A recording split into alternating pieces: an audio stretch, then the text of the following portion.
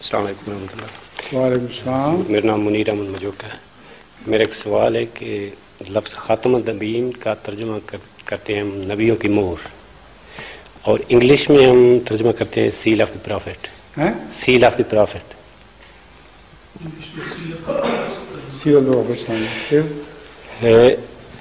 اور سیل جو ہے یہ بند کرنے کے معنی نہیں ہوتا ہے. اگر سٹیمپ آف دی پرافٹ ترجمہ کیا جائے تو یہ ہمارے موقف کی زیادہ وضاحت ہے.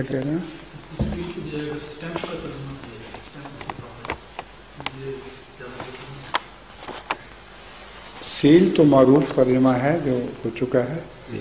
سٹیمپ کے کئی معنی ہو سکتے ہیں جو سیل کے معنوں سے علاوہ بھی ہو سکتے ہیں.